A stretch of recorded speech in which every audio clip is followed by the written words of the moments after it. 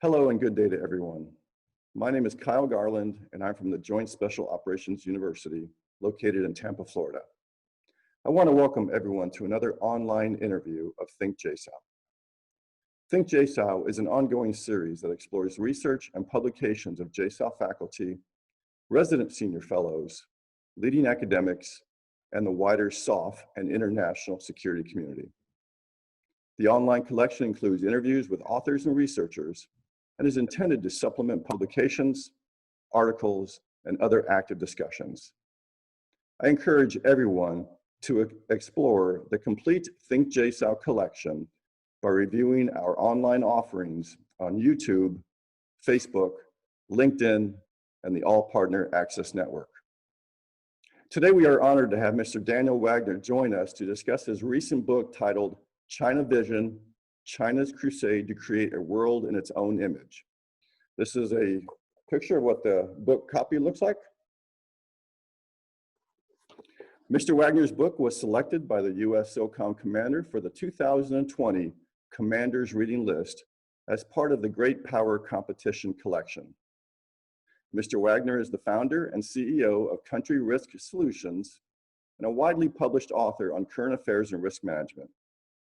He has extensive experience in Asian affairs and is the author of 7 books, over 700 articles, and is a regular contributor to a broad range of publications, including the South China Morning Post.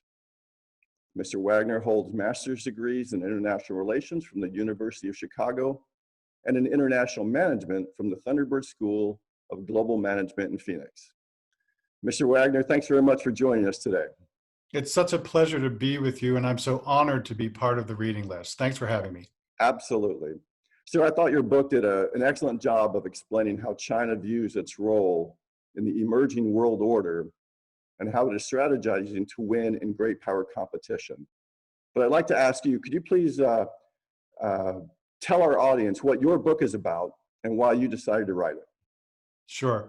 So China Vision is really all about China's effort to create an alternative world order in its own image.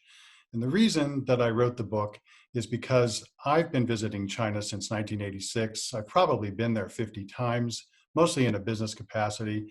But in doing so, I've met a lot of people, had a lot of conversations, and had my own experience about what is really going on with China and what it's trying to achieve in the world.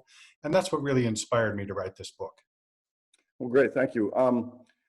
Quite honestly, as I read through your book, it doesn't paint a real promising picture for the U.S. But could you tell us what is China's frame of reference vis-a-vis the rest of the world, and what accounts for its governments and people's view of the world? I think you're right in pointing out that this really does present a challenge for the U.S. That's really for all of us to grapple with going forward. I want to put this maybe in some historical context.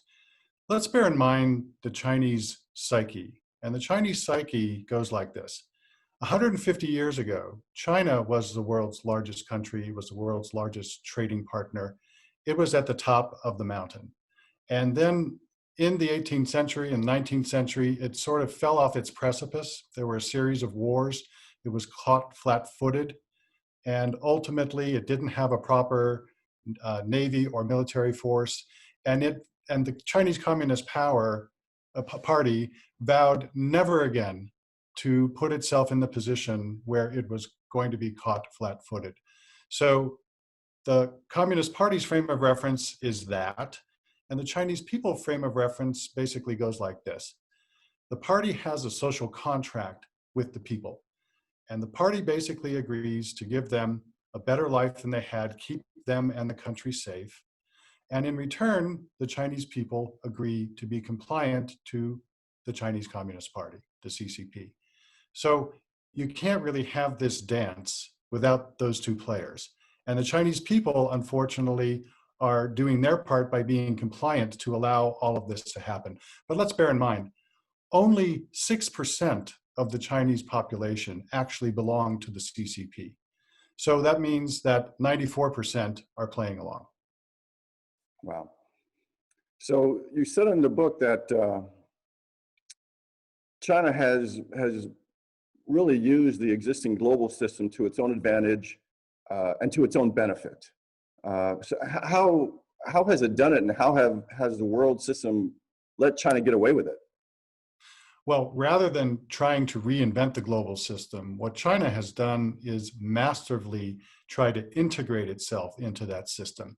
I'm talking here about things like the multilateral development banks, the United Nations, other multilateral organizations, where it has become an absolutely pivotal player in how the international system works. I've worked inside the World Bank Group, the Asian Development Bank, and most recently the African Development Bank. And I can tell you that very little gets done without the wink and the nod of China. They punch far above their weight in terms of what they actually contribute monetarily to these organizations. And what they've done is basically made themselves essential to its functioning. This also it's also worth pointing out that these multilateral development banks couldn't really exist without China because China absorbs so much of their lending capacity. Without them, where would all this money go? Bangladesh and Burkina Faso do not have the capacity to absorb all that money. So the banks continue to play along. How is this happening? It's happening because these institutions were created in the aftermath of the Second World War, and they haven't really become modernized in terms of their modus operandi, their means of operation. It sort of has continued as it did then. And what it really needs to be done is updated. So also, I would suggest that there are gaps and inconsistencies in these international organizations that they are not necessarily even aware of or focused on. And what the Chinese have done is identify these gaps and inconsistencies and enabled themselves to burrow in, if you will, and establish a very firm presence. One very simple example is in the World Trade Organization. Many countries can refer to themselves as developing countries when they aren't developing countries. Singapore and South Korea are not developing countries, but they call themselves as such in the WTO. That's the type of gap and inconsistency that I'm looking at in these international institutions and why China is able to do what it's doing. I see, and they're doing a pretty good job at it as well. Well, sir, another thing that we see on the news quite often is the expropriation and the militarization of the Spratly and the Paracel island chains in the South China Sea, or what they call the South China Sea. So can you tell me, what does it say about China's ability to play this global system and the world's countries off against it themselves within that region regarding these island chains? Right. So the South China Sea is really emblematic of this whole national humiliation frame of reference that I referred to earlier, where China's basically created this imaginary 9-dash line that looks like a tongue that goes from China's southern coast all the way down to Indonesia and Singapore and Malaysia. And they claim that as their own. It's certainly not consistent with international law. In fact, Philippines took China to The Hague and won a case basically saying, this is not your territory. And the Chinese basically ignored it. So what ended up happening, as many of you will be aware, is that China sort of stepped over the line, then reversed back, stepped over the line again, and created a new normal in the South China Sea. And the new normal basically was, we're going to expropriate these islands and we're going to militarize them. And everybody else is sort of looking the other way or almost giving us a wink and a nod. And in essence, that's what happened. And that's what has allowed the militarization of these islands. In doing so, what's happened, of course, is that China has had the ability to project its power well beyond its borders. So it doesn't have a blue water navy. It's only now starting to build its own aircraft carriers. But in militarizing these islands, it's basically enabled itself to project its own power. And at the same time, it has played the international community off against itself by saying, hey, you countries in Asia, are you going to object to this? What about you, the US? Are you going to take me to court? Are you going to militarily try to prevent me from doing this? And in doing so, it sort of changed the calculus about how modern warfare may be played out in Asia overall. Yeah, well, how many countries right now are laying claim to those island chains? I think there's over a dozen countries. I mean, virtually every country that borders the South China Sea has laid claim in one form or another. But if you're Singapore or you're Vietnam, are you going to really pick a fight with China over something like this? Right. No, they're not. And they made the conscious decision that this is just how the 800-pound gorilla is going to act, and they're going to have to play along, and they did. Well, thank you, Mr. Wagner. My next question is about the Belt and Road Initiative that you address in your book. Can you please explain what the Belt and Road Initiative is? Why is it significant? And what does it mean for the rest of the world, obviously to include the United States? Right, so the Belt and Road Initiative, or otherwise known as the BRI, is a $1 trillion initiative that China undertook starting in 2013.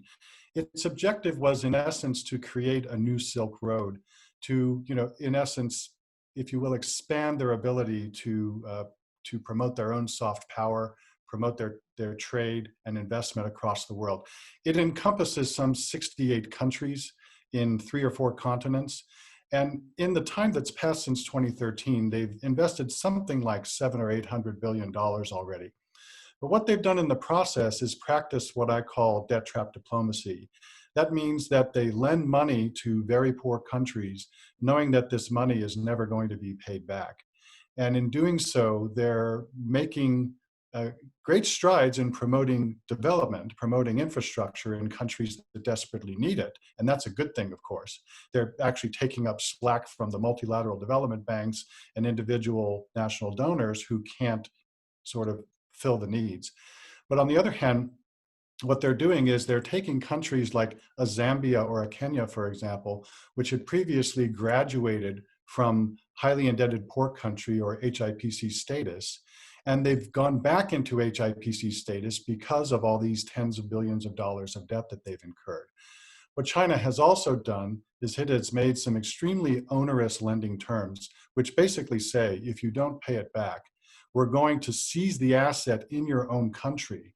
And these often happen to be very important strategic assets, such as the Hambantota port in Sri Lanka, which was seized, or the Myitsone Dam in Myanmar. That's an interesting story because it was going to have to flood a huge part of Myanmar and displace a lot of people.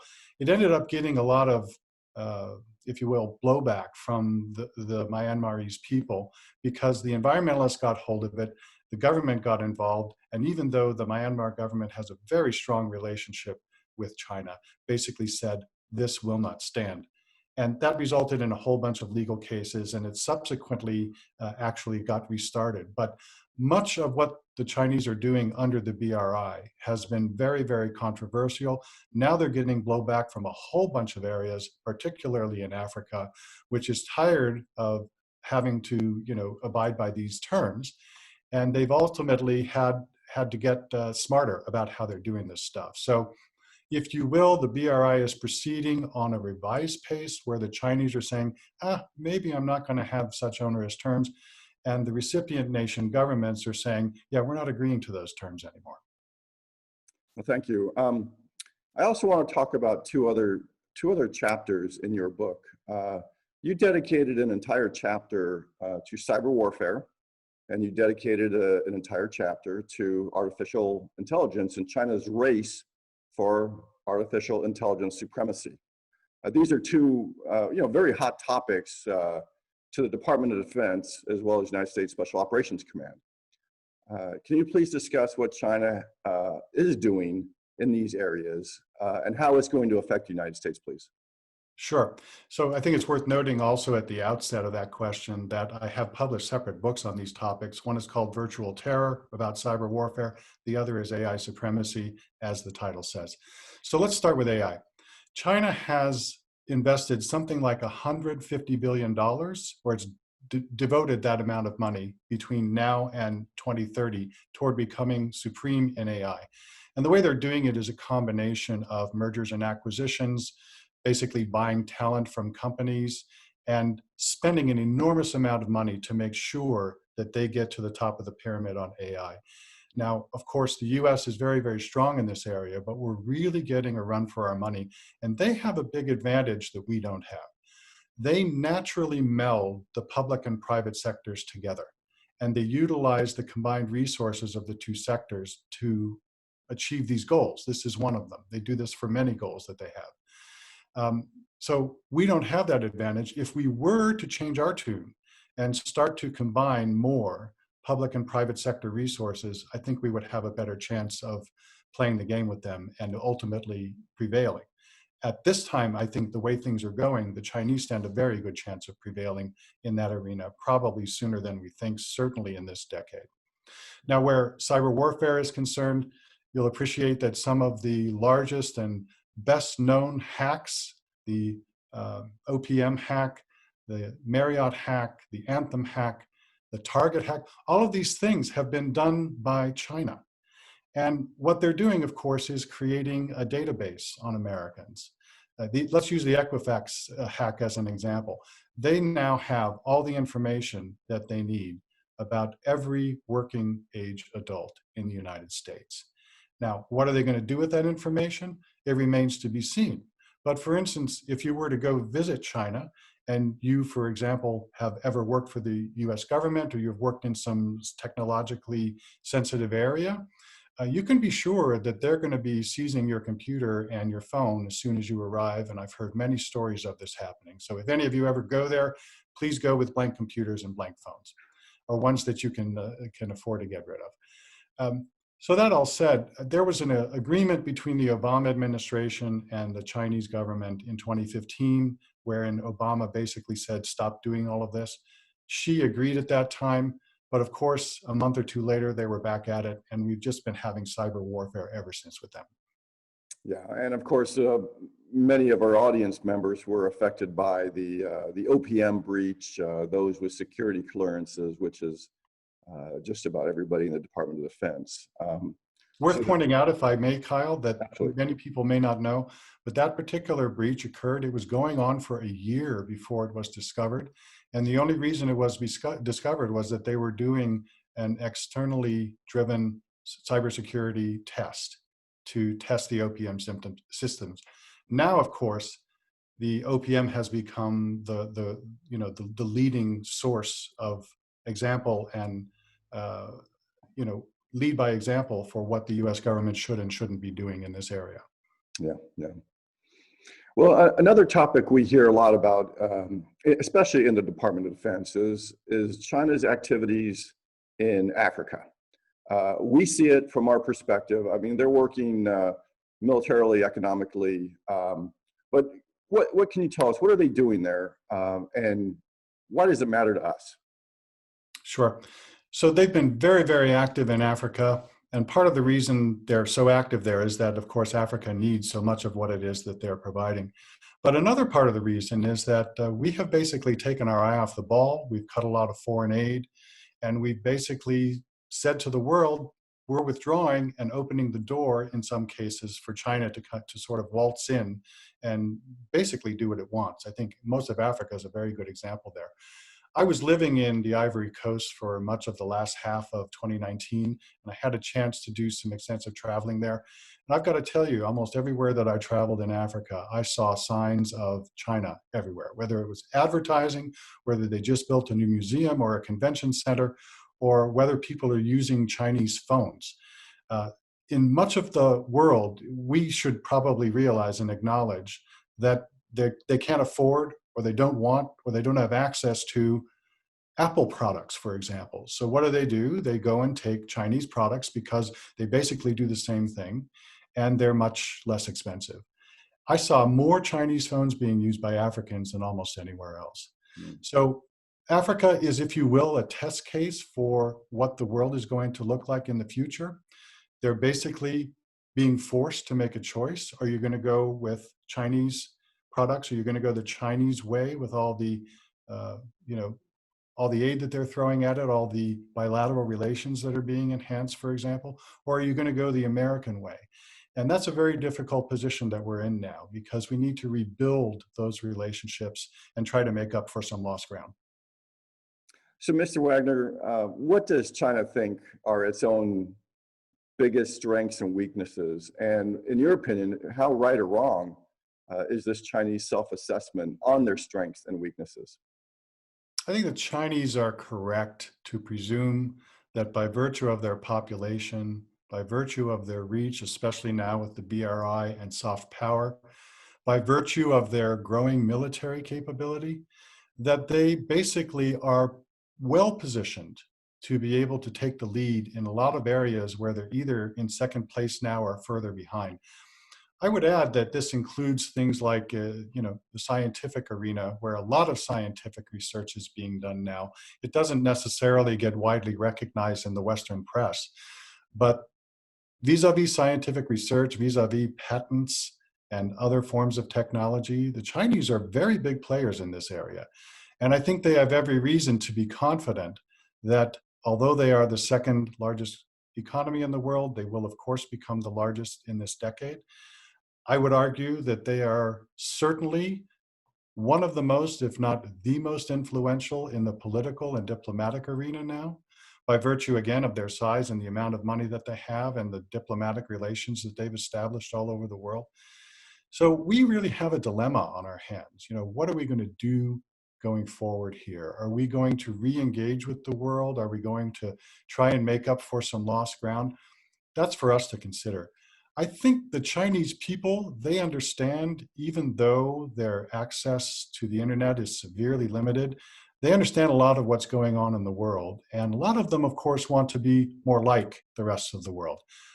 They get to be that way by traveling. And of course, they're traveling all over the place. You can really, apart from the COVID era that we're in now, you really can't travel too many places and not find Chinese. I've seen abundant Chinese all over the world. So eventually, I think the people are going to sort of catch up with what the rest of the world is doing in spite of the restrictions that are put in place on them. And that presents a great challenge to the Chinese government, of course, because the thing that they fear the most is instability. That's a big part of the reason why they have implemented the security measures that they have internally. China is the most surveilled society on earth. Their ability to keep tabs on their people is unrivaled. They have this social credit system, which basically rewards and penalizes people based on their own behavior. If you beat your wife and you don't pay your bills, you're penalized. If you're a good citizen, you follow the law, you're given rewards. That's a really dystopian and frightening vision of the future. But China has also sold the technology that's required to do this to many authoritarian governments around the world. And that's also a great source of concern. Yeah. So now let's reverse it. What would you say China thinks are the biggest strengths and weaknesses of the United States? And how right or wrong are they in their beliefs? Yeah, so we're still the top dog, thankfully, and we're going to stay that way in a great many arenas, certainly for this decade. In the decades to come, it remains to be seen. But I think they understand that there's a reason why America is so revered and why it has such great relationships with so many countries around the world. I think they understand that the democracy that we have, they're never going to have. That's a huge advantage to us. The capitalism that we practice is very similar at the end of the day to the capitalism that they're practicing. They call it, socialism with Chinese characteristics, right? We call it capitalism. And I've spoken with some people who sometimes say that the Chinese are as good or better capitalists than we'll ever be. And I think they say that simply because they're practicing capitalism and they're sort of naturally gravitating toward it, although they'll never be able to call it as much. We have abundant entrepreneurialism, which is a huge advantage for us. We have a population which thrives on free ideas, which is a huge advantage to us, which of course they're not going to have as long as this government is in place. So there are some very fundamental differences between the two. I think we are wholly justified in being optimistic about our future. That depends, however, on the degree to which we efficiently and effectively marshal and utilize the abundant resources at our disposal. It's not going to happen by magic. We're not simply going to be able to snap our fingers or create some edict and it's just magically going to appear. So, job number one for us is to keep our eye on the ball and to start planning going forward as the Chinese have done for many, many years. They are used to long-term planning. these 5-year plans and plans that go all the way out into 2070 they've got right now. We need to have similar plans in a whole different number of arenas that will allow us to have the strategic vision and be able to implement it going forward. No, I absolutely agree with you. Our planning cycle is usually based on our fiscal budget. But I think we're getting better actually at starting to look a little bit farther out, maybe not as far out as the Chinese do, but we are trying to look more than the FIDEP. Now, in order for us really to counter all these Chinese efforts, it would seem that it would take a whole of government approach. And in our political system, that can be a challenge at times, to have a whole of government all communicating with the same message, using strategic influence, all working in that one same direction. Now with the Chinese government, which is a more centralized, I would say that it's probably a little bit easier for them to do that. So what can we learn from the Chinese whole of government approach on how they influence around the world? What can we learn from their actions? I would use a very current example about their whole of government approach in terms of how they ultimately tackled COVID-19. It's very instructive, I think, because it really is illustrative of how they can mobilize their whole of government approach in a very short period of time very effectively. So you're absolutely correct, of course, to say that by having a centralized authoritarian government, they can naturally gravitate toward that much easier than we can. And we're seeing the challenges here in America at the moment about how we're going to implement whole of government approach to address our own COVID-19 challenge. But what we can learn from the Chinese, I think, is that that combination of public and private sector collaboration is absolutely essential. The ability to have a strong domestic intelligence and police presence, which of course we have as well. It's much more silent here than it is there, but we all know that it exists. Question becomes, how do we utilize those mechanisms when we need them to put our government into action in an effective way?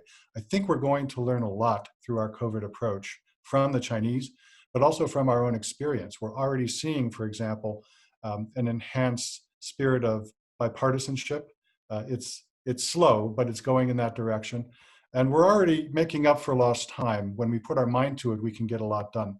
But we need to be very, very forward thinking. And that's one advantage I think that the Chinese have that we don't have. You know, we're already touching on that subject. But I think that the smartest thing that we can do going forward is to make those long-term plans and pivot when we need to, make changes when circumstances change, and focus on the future. Well, thanks very much. Mr. Wagner, so here's kind of a bottom line question. What does China want from the US, and what does the US really want from China? All right, so what does China want from the US? China wants the US to mind its own business in the first instance. We're very accustomed to sort of expressing our opinion at the governmental level and telling people what we think they should be doing. Basically, China wants us to butt out of their internal affairs. They also want America to stop inhibiting China's, what they view, inevitable growth and rise. And they've seen that we've been trying to hinder this in any number of ways. And they're basically saying, hey, we didn't do that to you, but also there's no stopping us. So why are you even bother trying? And I think there's a lot of truth to that. And that is to say that, although the Chinese people sort of realize that their rise is inevitable, I think much of the rest of the world does as well. So what we need to do, I think, is compete more effectively. And when we compete, marshaling our resources effectively, there really is no country in the world that can sort of stand in our way. So we need to do that. I also think that the Chinese would ultimately like us to, if you will, practice what we preach. They see us doing things in the world that are inconsistent with what they believe our core values are. And so that is another thing that I would add to the list that I think the Chinese people and the Chinese government want. Are they justified? Well, of course, they think they are. I think it's useful for us to take a look at these things, though, and see what we might be doing a little bit differently, and if there might be a different result in the interim. So in terms of what we want from them, we want the Chinese government to act as a responsible player on the global stage. And what we're saying there is we want them to do the right thing in accordance with the rules and the laws and the norms of the international system. And we also want them to do their part by, providing more aid to countries, providing more fighting forces for UN fighting forces, et cetera. And in fairness, China's done a fair bit of that. They could certainly do more. They could devote a greater percentage of their GDP to aid, et cetera. But ultimately, I think what we want them to do is step up to the plate by virtue of who they are and the size and the capability that they have, and stop just looking at what is in China's best interest, but ultimately what is in the region's and the world's best interest. I think China has an opportunity here with COVID-19 to start sharing data, for example, that's going to be more accurate, that's going to help lead to a cure. That would really be an interesting litmus test for what it is we would like to see. In addition, I think it's important that the Chinese government start doing its part in these international organizations, not for China's best interests, but for, again, the world's best interests. China needs to sort of change its frame of reference from saying what's in it for me to what's in it for everybody else. Well, I think that's probably much easier said than done. Well, sir, building on the previous question, what does China want from us and what do we want from them? Could you describe some of the areas where we are in direct competition, as well as some areas that you think we could cooperate with one another in the future? Well, of course, the obvious answer to that question is the military arena, which you and your viewers know far better than I do. But I would say, based on what I've read and what I've written, that there really is a race going on here. I don't know how many of you happen to have watched the 70th anniversary celebration of the birth of the Chinese Communist Party in Beijing late last year. Well, they had on parade, a very, very impressive array of military hardware, which included hypersonic weapons and a whole bunch of very futuristic things. You all are very familiar with that. It was really eye-opening for me, though, as a non-military professional, to see things that I've never seen. I think things about China's military that I never thought before. And I don't know how many of you would agree with this assessment, but it seems to me that they are definitely giving us a run for our money. I saw recently that the US government has gone public with some of the things it's doing in the hypersonic weaponry arena, and I'm glad to see it. The space warfare that's been created, the Space Warfare Agency by President Trump, I'm wholly in favor of that, of course. And of course, Russia's doing something very similar along with the Chinese. There are a whole host of other areas. Of course, we've already touched on science and technology. I haven't touched yet on the environment, which I think is very important. And it's very interesting. For so many years, I would go to China. I would fly between Beijing and Hong Kong, for example. And when I was in the air, all I would see is a ball of haze.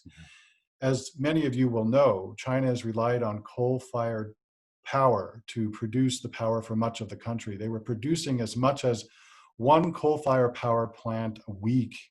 And what they've been doing is transitioning to solar and other forms of power to become a leader, for instance, in the solar arena now.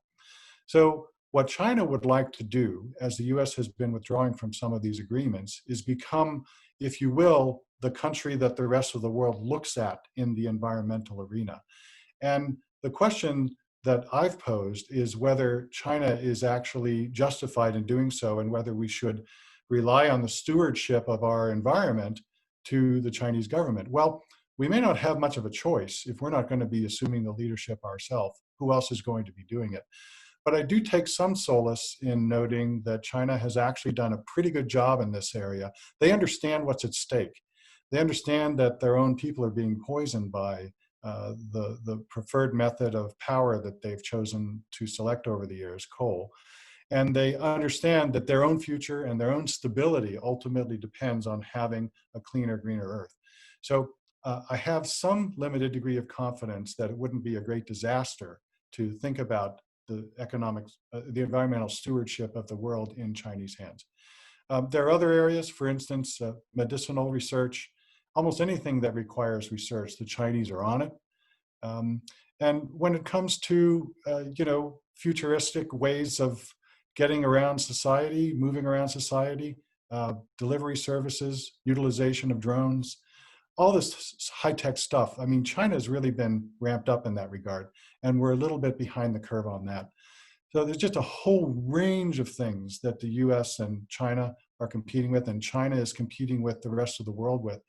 And I do hope and presume that China will have some degree of, um, if you will, care that they're going to be taking with all of these subjects because of all the stakes that are at place.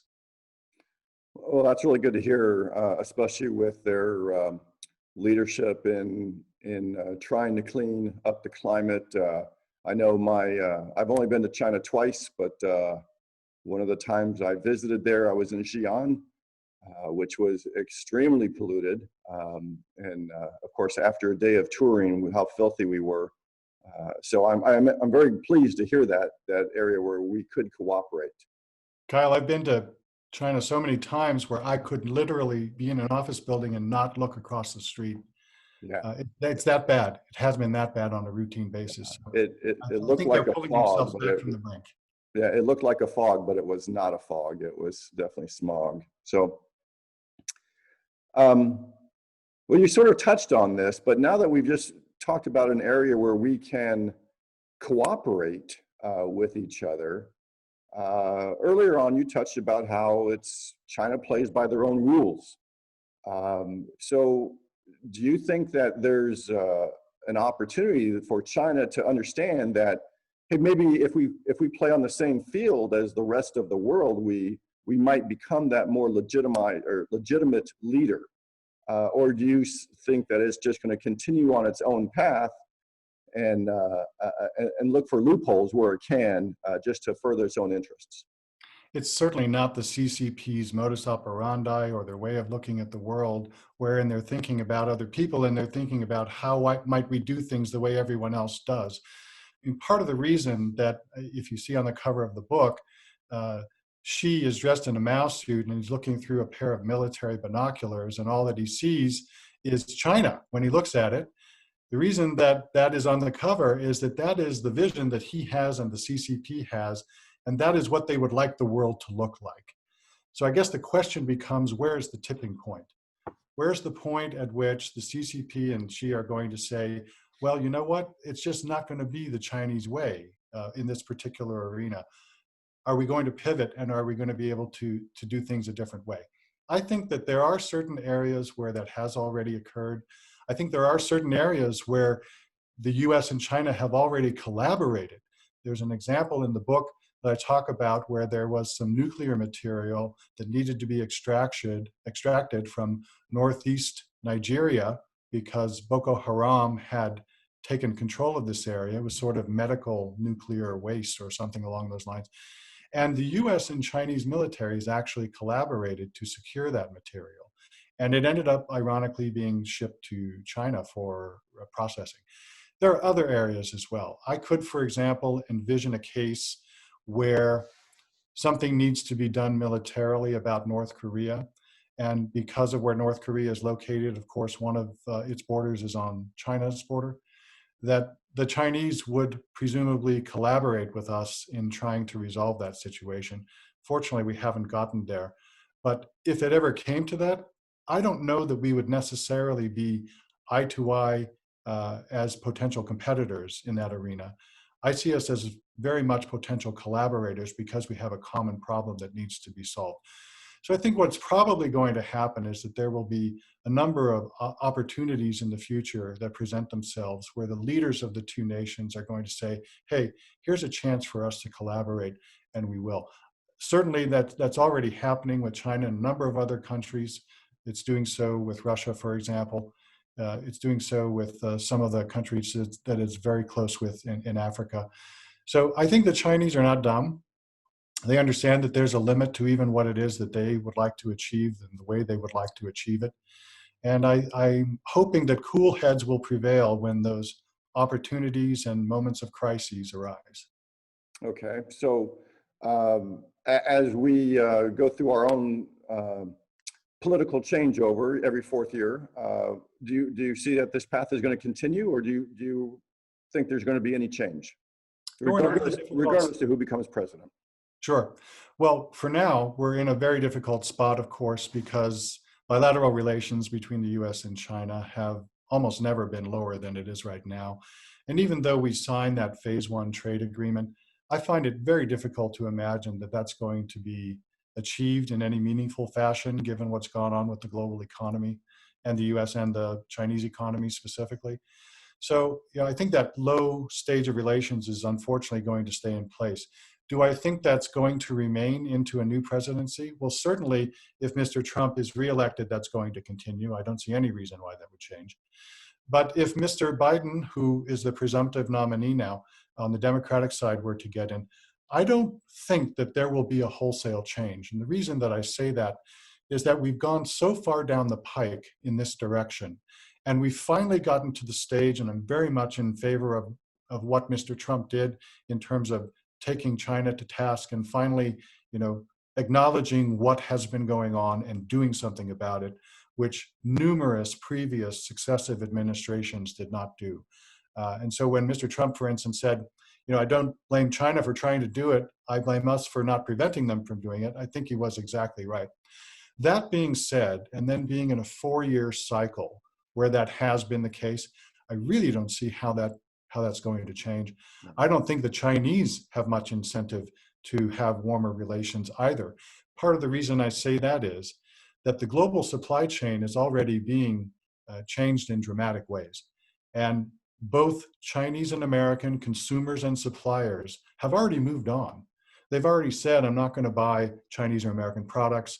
The suppliers have already found alternative entities to purchase their supply. The consumers have started purchasing other types of products. So I think the world has basically moved on, and the pattern that we're in and the supply chain modifications that have been made are probably here to stay. Okay, thank you. There's one area that we haven't really talked about, and that's China's relationship with North Korea. In contrast to the U.S. relationship with South Korea. I was wondering if, my own opinion, of course, I don't think China will ever let North Korea fail. They enjoy having that buffer state.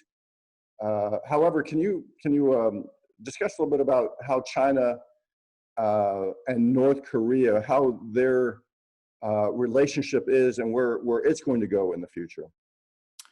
So, of course, I don't have access to any classified information like many of you may have, but my impression is that relations are okay. They're not great and they're not terrible. And they're going to stay okay because, of course, neither country has any incentive for it to be bad. That all said, I wouldn't be surprised if the US and China have come to some sort of understanding, which basically goes like this. Hey, if things really get bad there, and if you need to cross their border and or we need to cross their border to stabilize, to neutralize, whatever the case may be, that as long as there's a buffer between us that's sufficient in length, the Chinese might almost be okay with whatever comes next.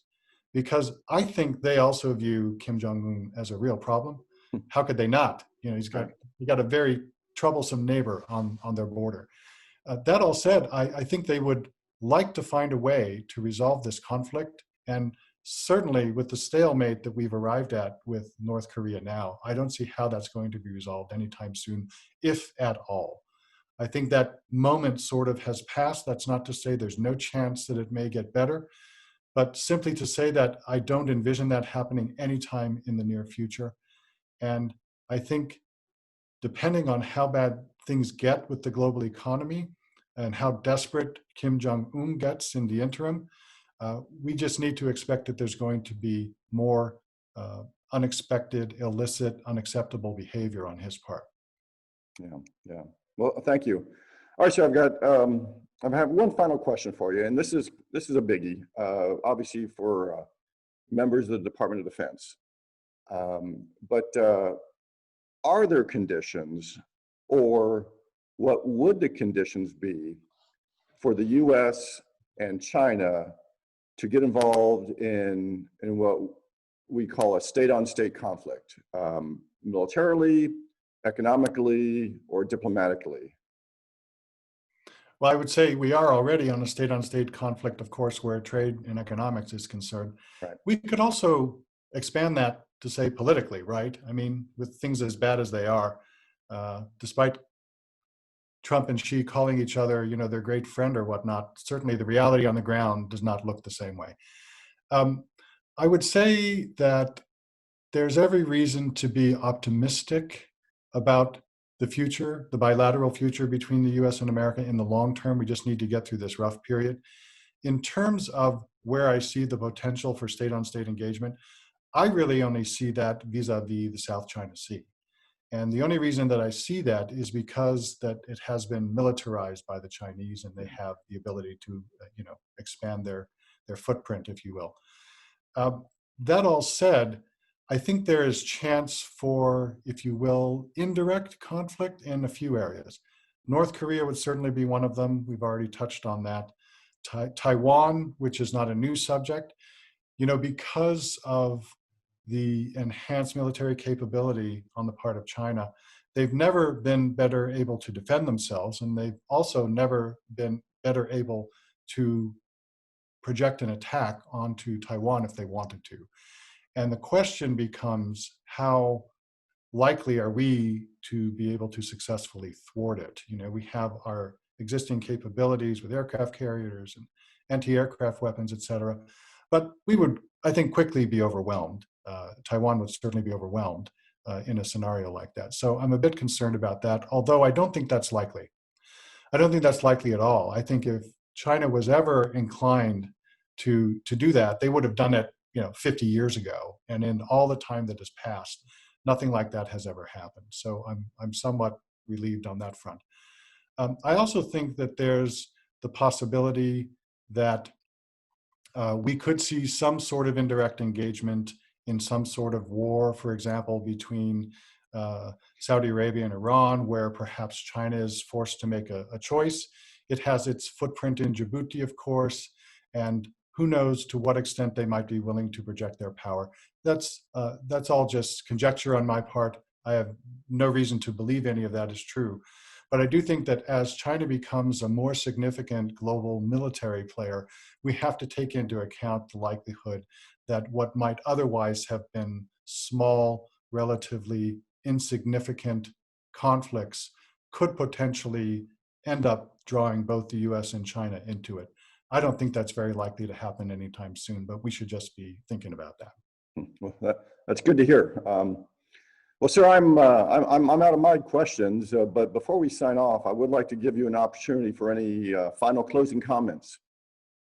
Sure. I should let people know that I have written a subsequent book on China called The America-China Divide, where I take a closer look on what is actually behind the conflict between China and America. And it delves into some of the issues that we've talked about here and many others that we have not. I am also in the process of writing a book on the Belt and Road Initiative, and that's going to take a deep dive into what the BRI really is all about and what some of the implications are for people around the world. I would also say that it's important for us to realize what this is and what it is not between the US and China. I've already said that this is unlikely to go away anytime soon, this conflict between us.